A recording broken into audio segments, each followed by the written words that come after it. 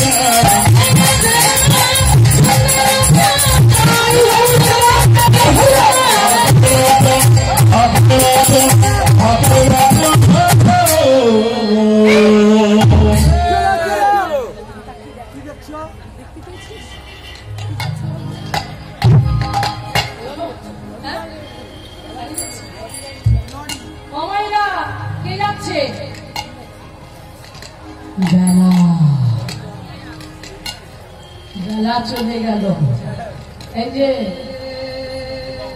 পশ্চিম দিগন্তে সূর্য ডুবেছে আর গগনে বেলিনা এবার ঘরে ফেরার পালা।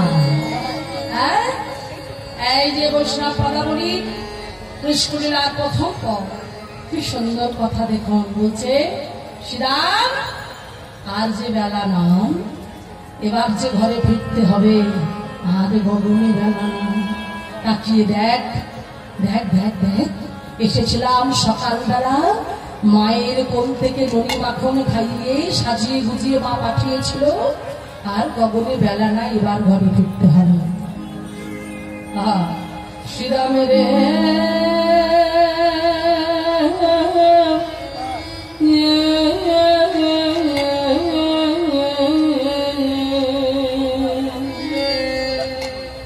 আরে ও মদন দাস কুসুম পালে জড়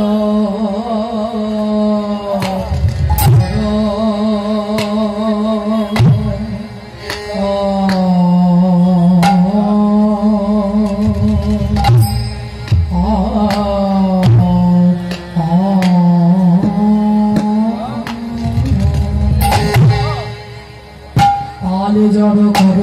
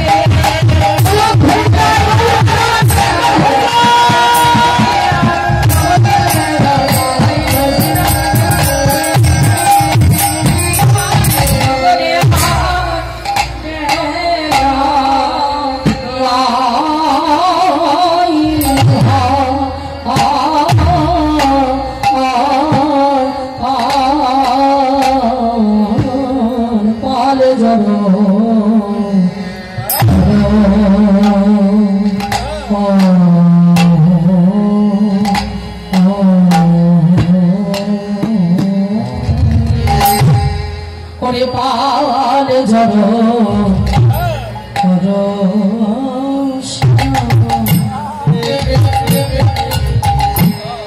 ওরে সালে দাও সিংহা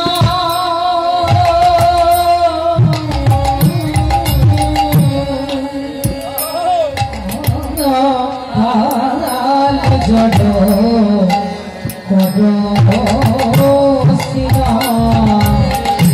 শ্রীরামে সালে দাও সিংহা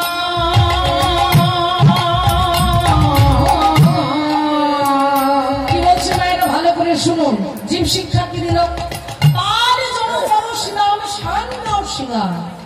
পালে জড় করতে বলছে কোন পাল? কোন পাল? গরুর পাল। ওই একটা পাল আর একটা পাল। কোন পাল দেখবেন মাইরা? পার্থিব জগতে যখন অনেক বয়স্ক বাবা মা থাকে, অনেক বয়স্ক ঠাকুমা দাদু থাকে, ঠাকুরদা থাকে, দিদা থাকে, যাদের চলে যাওয়ার সময় হয়, তারা চলে যাবে একেবারে শেষ মুহূর্ত আর কি। সেই সময় ওই দাদু কিংবা ঠাকুমা যাই বলুন না কেন, যে আর কি বিছান সজ্জা হবে তার দেখতে ইচ্ছা করে কারে? বাড়ির লোকজন।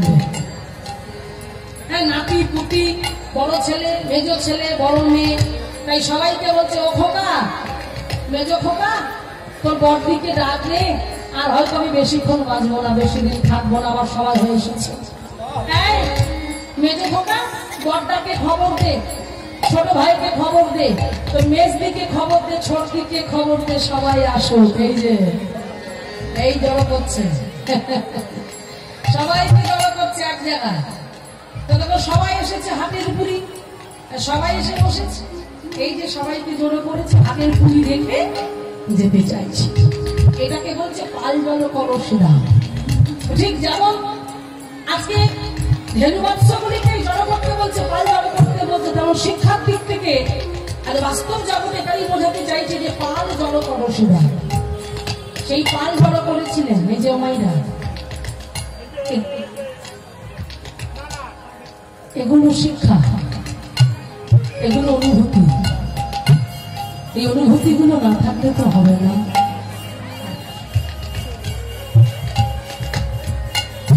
ভিতরে ভক্তি থাকতে হবে, ভাব থাকতে হবে, জানো না? ঠিক দেখবেন যারা গুণী হয়, যারা গুণীজন হয়, যারা মহাজন হয়, দেখবে তাদের মৃত্যুর সময় যখন লোক জানতে পারে না, গাড়িতে গাড়িতে লোক আসে সেই মানুষটাকে দেখার জন্য। ঠিক আজকে এই কথাটা না বললে নয়। বাবু আমাকে বিরাট মধ্যে থাকতে বলেছে, কিন্তু তবুও কিছু কিছু সময় কিছু কিছু কথা না বললে সেগুলো অসম্পূর্ণতা থেকে যায়। ঠিক যেমন ঠাকুর রামকৃষ্ণদেব,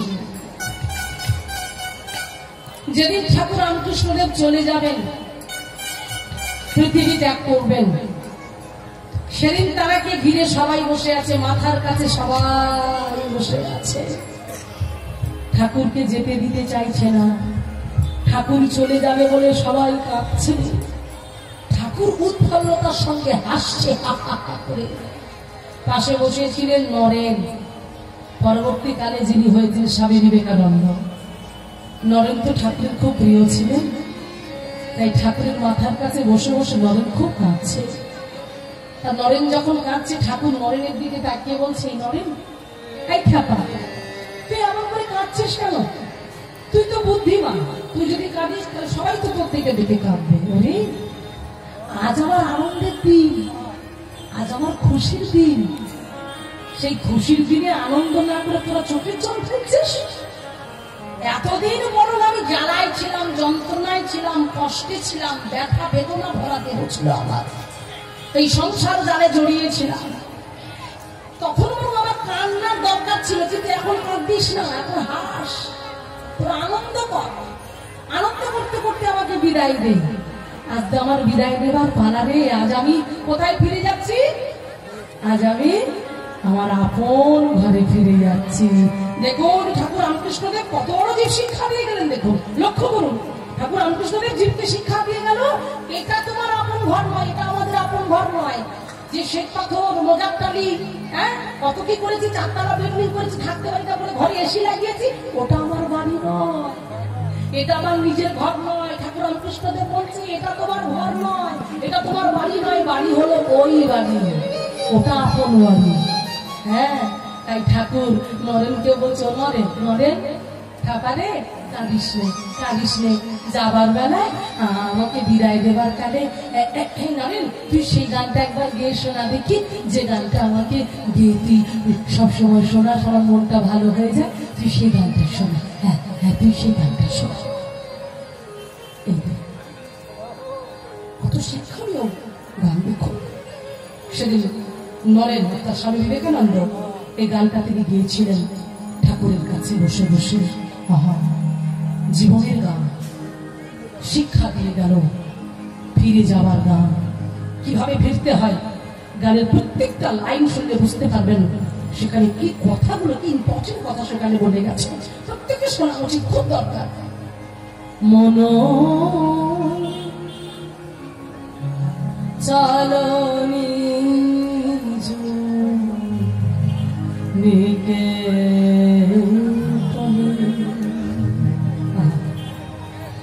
মন চালনি নিকে সংসার বিদেশী বিদেশী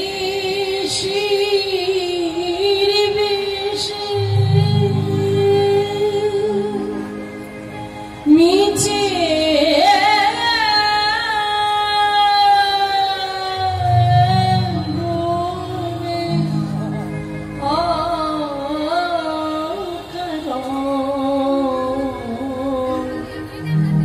মন চলনি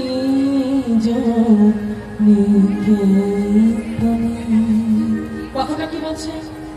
সংসার বিদেশে, তুমি আমি বিদেশের দেশে, মিছে ভেবে অকারণ মন চলো নিজ নিকেতন। এই সংসারটা হলো বিদেশ, সেই বিদেশে তুমি আমি ঘুরতে এসেছি। আমরা যেমন পার্থিব জগতে এই সংসারের কাজকর্ম করতে করতে ক্লান্ত হয়ে পড়ি, কষ্ট হয়, মাঝে মাঝে বলি চলো না একটু ঘুরে আসি। যারা ভক্ত তারা কোথায় যাচ্ছে? মায়াপুর যাচ্ছি, বৃন্দাবন যাচ্ছি, কুরুক্ষেত্রে যাচ্ছি, গয়াকাশী, বদ্রীনাথ, কেদারনাথ যাচ্ছে ঘুরতে। হ্যাঁ, আর যারা চাকরি বাকরি করা মানুষ তারা ভাবে চলো একটু দার্জিলিং ঘুরে আসি, হ্যাঁ একটু ব্যাঙ্গালোর যাই, বিভিন্ন বিভিন্ন ঘোরার জায়গায় ঘুরে আসি, কেন একটু হাওয়া বদল করি চলো। আর ঘরের ভাল লাগছে, একঘেয়ে হয়ে যাচ্ছি। ঠিক তেমন ভগবান বললেন, শোনো শোনো, এটা তোমার বিদেশ, এই সংসারটাই পৃথিবী, এইটা হলো বিদেশ। এই বিদেশে আমি তোমাকে ঘুরতে পাঠিয়েছি, তোমার ঘোরা হয়ে যাবে। আমি কি করবো? আমি সিগন্যাল দেব, চলে আসবে আমার কাছে। তাই বলছে সংসার বিদেশে, বিদেশির বেশে তুমি মিছে ভূমি অকারণ কেন ঘুরছো? কেন মিছে মিছে? যেটা তোমার নয়, যেটা তোমার নিজের কোনোদিন ছিল না, তাকে কেন তুমি আপন ভাবছো? কে আপন? কিসের আপন? কেউ কোনোদিন আপন ছিল না, আর কেউ কোনোদিন আমাদের আপন হবে না। এই জন্য বলছি, অন্তর আরো ভালো কথা বলছে। শোনো, বিষয় পঞ্চক আরে ভূত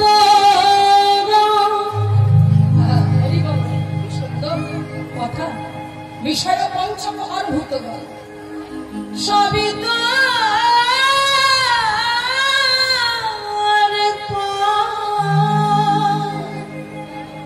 কেহ না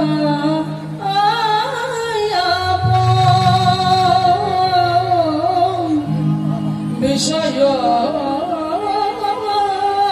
পঞ্চক আরে ভূত কেউ আমাদের আপন নয়। কে ছেলে, কে আমার মেয়ে, কে আমার স্বামী, কেউ আমার নয়, কেউ কোনোদিন আমার ছিল না। যেদিন চারজনা কাঁধে করে নিয়ে যাবে, সেদিন আমার স্বামী আমার সঙ্গে যাবে না, আমার ছেলে যাবে না, আমার মেয়ে যাবে না, আমার আত্মীয় পরিজন কেউ যাবে না। যাদেরকে খাইয়ে ধুইয়ে মানুষ করছি, কেউ আমার সঙ্গে যাবে না। ওই একজনই যাবে। কে যাবে? বল হরি, বল হরি, বল হরি। সেই জন্য বলছে পঞ্চক আরে ভূত সবিতা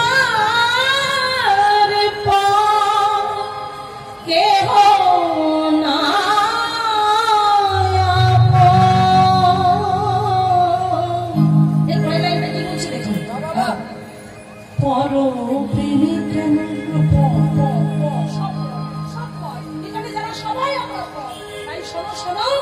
পর প্রেমী কেন হয়ে